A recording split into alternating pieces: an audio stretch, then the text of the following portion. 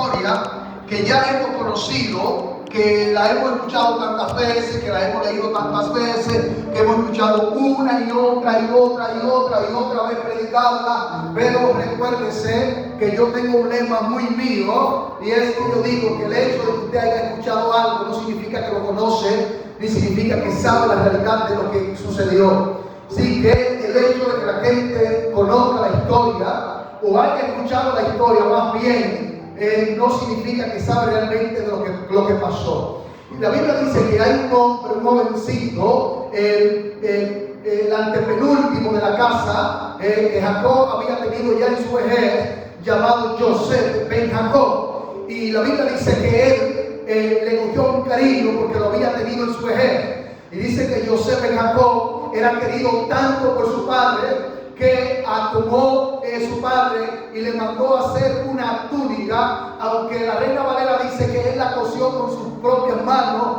La Biblia lo que quiere decir es que hizo una inversión extra, es decir, la mandó a buscar a Egipto, donde los especialistas, donde lo que la hacían, y cuando dice que la cosió con sus propias manos, lo que está diciendo es que él eligió el color y él dijo cómo debía de ser, y él dijo: yo quiero que el color morado esté primero, que después el azul, que después del verde. Lo que quiere decir la Biblia cuando dice que la cosió con su propia mano, no fue que él la hizo. Lo que quiere decir que él hizo el esquema, cómo la quería, de qué manera, de qué tamaño, cuáles eran los colores que él quería que tuvieran. A eso se refiere. No significa que él cosía, él no cosía. Lo que la Biblia está diciendo es que él diseñó, que él fue el arquitecto que hizo el plano de cómo la quería y posteriormente la mandó a pedir. Escuche esto, y le pidió a Joseph ben Jacob, y dice la Biblia que lo amó tanto porque lo tuvo en su vejez. Bueno, pues ya su esposa, a quien él amaba, llamada Raquel, dice que tuvo un segundo hijo llamado Benjamín. Y dice que Benjamín fue tenido ya en su postrería, y Raquel murió en el parto. Bueno, pues aquí tenemos un asunto. Ahí Jacob está protegiendo a sus hijos porque lo había tenido en la vejez, y debe decirle que Jacob no fue un buen padre. Sin decir, nosotros vamos a decir ahora que porque la historia está en la Biblia, que porque la Biblia registra que Jacob quería mucho a Benjamín, ahora vamos a decir que Jacob fue el mejor padre. No fue el mejor padre, no fue. De hecho, la mayoría del celo que se levantó en el corazón de los demás 11 o de los demás 10, el culpable de eso fue Jacob. A su nombre sea la gloria. El muchacho comienza a tener una experiencia extraña. El muchacho comienza a tener unos sueños donde todos los sueños él ve que se postran delante de él. Él ve que está en el campo, como era costumbre en el tiempo de la siega, y era que comenzaban a cortar y a poner en manojo el trigo, pero él está viendo que él está cortando los manojos y que todos sus hermanos también estaban trabajando. Lo que me dice a mí que el sueño de Jacob, de José, es sorprendente. ¿Sabe por qué? Porque José no cortaba trigo. Su padre no se lo permitía. Solo él estaba en la casa con él porque no quería que le pasara absolutamente nada. Y él se ve que está cortando, y cuando ve que está cortando, ve que los demás manojos de sus hermanos se ponen delante de su manojo, y que el manojo sube delante del manojo de los hermanos. Pero no se queda ahí. Dice que tuvo otro sueño, que estaban en el campo, y dice que vio la luna y el sol que se pusieron debajo de sus pies, y que estaban postrados delante de él, y que le hacían reverencia. En el primer sueño, cuando ven que los manojos se postran, Jacob no dice nada. Dice: bueno, ¿será que tú vas a ser el jefe de tus hermanos? Eso está bien. Pero cuando Jacob ve que la luna y el sol, que está diciendo, él sabe que él representa el sol porque él es el padre, y sabe que la luna representa la madre. Entonces Jacob aquí como que se inquieta y está diciendo: ¿qué es esto? ¿Qué es lo que tú estás tratando de decir? Es decir, está bien que tus hermanos se ponen delante de ti, está bien que tú seas jefe de tus hermanos, pero que tú seas jefe de tu papá, eso no está bien. Es decir, todo va bien. Soñarte que tus hermanos se ponen delante de ti está bien, pero soñarte que yo como patriarca, que yo como padre me pongo delante de ti, ¿qué es eso? ¿Qué es que tú me estás hablando? Entonces, ahí comienza la divergencia del problema. Ahora tenemos un José que no solamente sus hermanos le miran con diferencia, sino que su papá busca con diligencia interpretar qué es lo que está pasando. ¿Cómo será esto? ¿Cómo va a ser? Alabado el nombre del Señor. ¿Qué va a suceder? Bueno, usted conoce entonces que Jacob envía a José o envía a sus hijos porque había crisis y no había pasto cerca de la tienda donde ellos habitaban. Lo que significaba que para mantener el rebaño había que buscar nuevos campos donde los animales pudieran pastar, y entonces envió a los mayores, y viendo que era lejos, dijo: José, prepárate para que le lleve almuerzo a tus hermanos, para que le lleve comida. O sea, no era un asunto de que le preparaban a José una cubetica o le preparaban un bultico, una mochila, como usted lo ve en la película. No, no es así. Le preparaban varios asnos llenos de queso, lleno de alimentos, lleno de trigo, lleno de grano, y varios camellos para que él se los llevara a sus hermanos. Porque es posible que ellos duraran 6, 7 meses con los animales para allá, pastando fuera del campo. ¿Por qué? Bueno, porque a veces duraba hasta un año de sequía que no llovía, y ellos tenían que llevar el rebaño hasta un año sin regresar a la casa. Así que cuando José es enviado por su padre Jacob, lo que le está enviando a él, muchos alimentos por muchos días.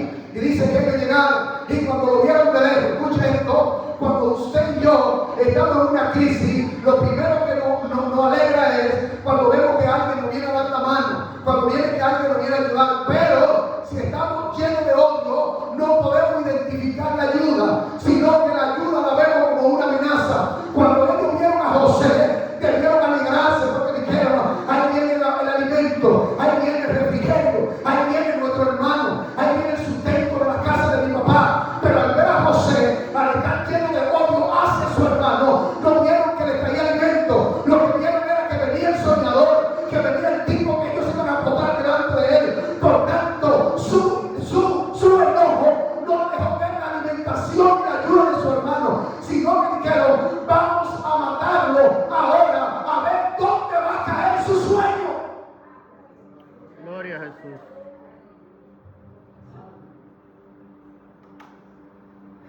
Casi estoy llegando, téngame paciencia. Porque te dirá: pastor, nosotros no sabemos la historia. Sí, pero yo quiero contarla a mi manera, con mis lentes. Fíjese bien, ahora José está entre sus hermanos, inocente de la planificación que ellos están haciendo contra él, pero viene alegre a cumplir con el mandato de su papá. Sus hermanos, el problema no era que José era su hermano, el problema ni siquiera era José. El problema era lo que José tenía. José no fue responsable de que el Eterno le escogiera para ser gobernador.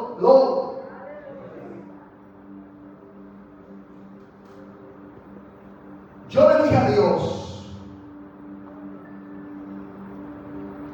cuando yo trabajaba en el aeropuerto, tenía un sueldo de lujo, vivía como yo quería.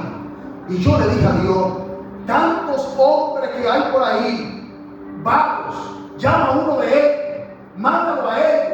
A mí déjame tranquilo, déjame que yo estoy bien. Mira, me van a mandar a Martinica a ser el gerente de una estación de Mensis Abierto del NT. Déjame tranquilo, a mí no me pongas a pastorear, a mí no me mandes a regar con gente. Suéltame en banda, Dios, manda a otro de esos vagos que no están haciendo nada. Yo tengo una vida hecha, yo tengo un futuro hecho. A mí déjame tranquilo, a mí no me mandes a regar con gente. Aleluya. Y cada vez que yo insistía, Dios persistía. Y cada vez que yo insistía, Dios persistía. Y yo digo: déjame tranquilo, manda a otro. Tú no ves que yo tengo una vida, tú no ves que yo me he preparado para esto, tú no ves que yo he hecho más de 40 cursos de aviación. Déjame tranquilo, déjame pegar con lo que a mí me gusta. A mí me gusta pegar con avión. Yo sueño con avión. Yo cuando estoy comiendo veo avión. Cuando estoy comiendo veo avión. En la sopa, en el horno, en el caldo veo avión. Déjame tranquilo, yo no quiero pegar con este. Pero Dios mío, Lo que a mí se me olvidó era que la pasión que yo tenía por la aviación era Dios preparándome para gobernar.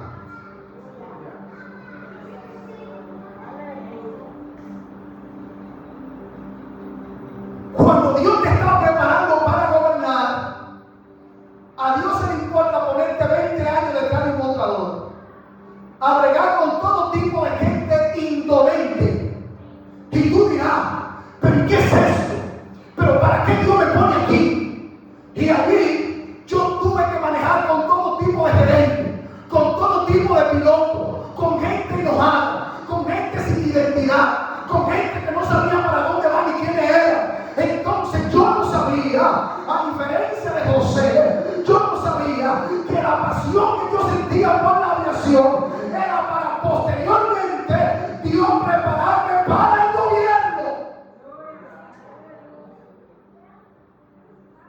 Así que no te enamores mucho de lo que está haciendo fuera del llamado. Dios mío.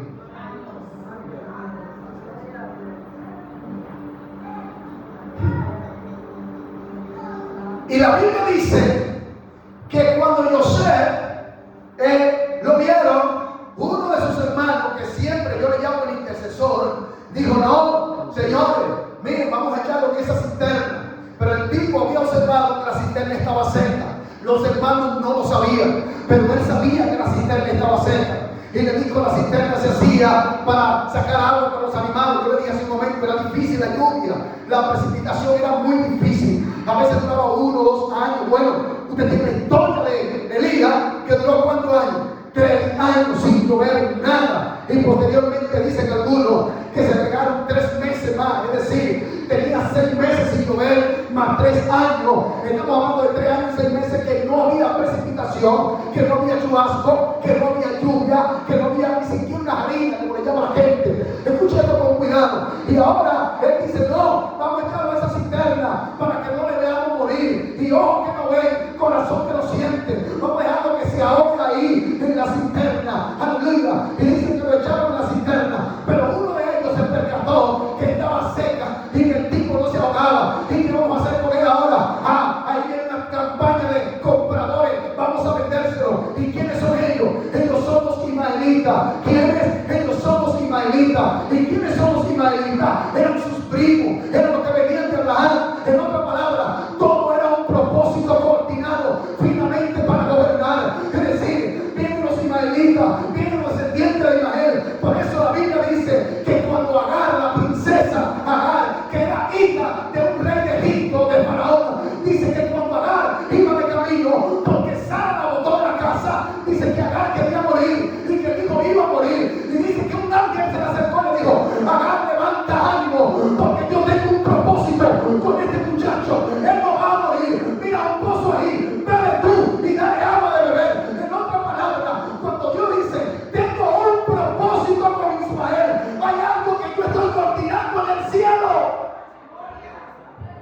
Gloria a Jesús. Por eso yo tengo problemas para creer muchas cosas. Voy a guardar silencio con ese tema, pero mucha gente que dice: no, que el diablo fue enviado. La Biblia me dice otra cosa, pero vamos a dejarla para la siguiente. Una pregunta difícil. Escuchen. La Biblia dice que Dios le dijo: yo tengo un propósito mío con Ismael. Pero pastor, fue Sara que le dijo a Abraham: acércate a tu sierva. Es decir, Sara está fuera del pacto. Bueno, yo no sé si Sara está fuera del pacto. La Biblia dice en el Salmo 127 que quien da hijo es Jehová. Así que, si usted quiere creer otra cosa, el problema es suyo. Pero la Biblia me dice a mí que quien da los hijos y quien lo quita es Dios. Escuche esto. Y la Biblia dice que los ismaelitas, es decir, la gente del propósito, los primos, es decir, los primos del propósito, tomaron a José y había un mensaje: vayan y vengan en Egipto. Pero quiera. Porque lo pueden vender a uno que cultive la tierra, lo pueden vender a uno que pique piedra, lo pueden vender a uno que haga para pirámide. No, véndanselo a la casa del general. Esa es la orden. ¿Y por qué? Porque en la casa del general le voy a enseñar a coordinar los puntos de guerra para gobernar. Él tiene que saber cómo funciona la guerra. Él tiene que saber qué es ser un militar. Él tiene que saber cómo funciona el ejército. Por eso el primer punto, mándamelo a la casa del general. Porque él va a gobernar. Así que tiene que saber. Entonces yo necesito ahí que él aprenda 2 puntos. ¿Cuál es? Primero aprenda todas las estrategias de guerra. Porque es que en la casa del jefe, de la guardia, yo necesito que aprenda todas las estrategias de guerra. El segundo punto que yo quiero que él aprenda es la fidelidad.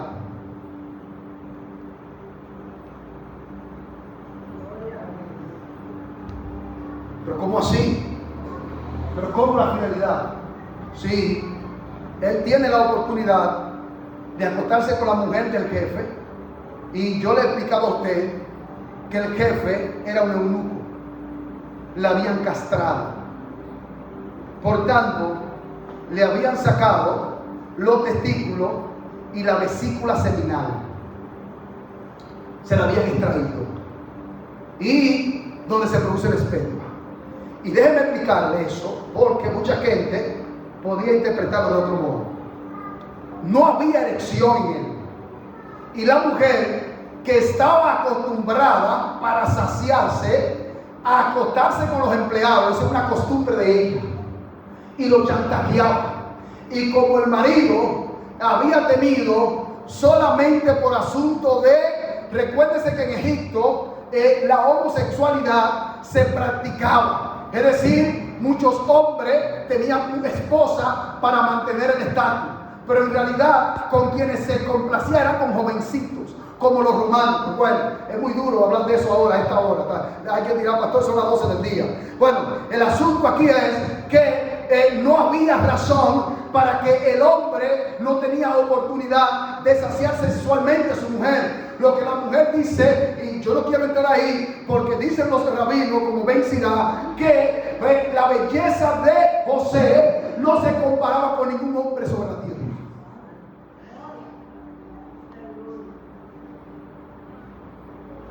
Y dice que cuando ella la vio, dijo, y a mí me suena, escuchen, a mí me suena porque yo por muchos años creí que la mujer simplemente quería que José en el momento estuviera con ella. No, no fue eso lo que ella le pidió. Ella le pidió, ven y está conmigo y vamos a escaparnos.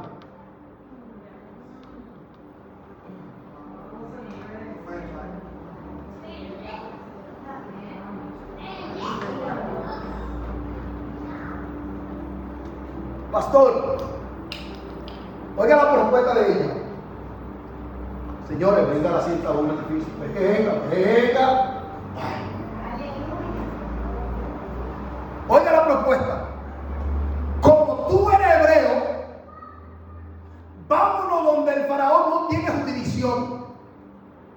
Y vámonos a tu tierra. Y voy a llevarme ahora mi riqueza. Las mujeres egipcias no eran como las hebreas. Las hebreas se dejaban del hombre y no tenían nada. Las egipcias se dejaban del hombre, pero las egipcias parecían dominicanas y se llevaban todo. Hello. Ahí llega la gloria de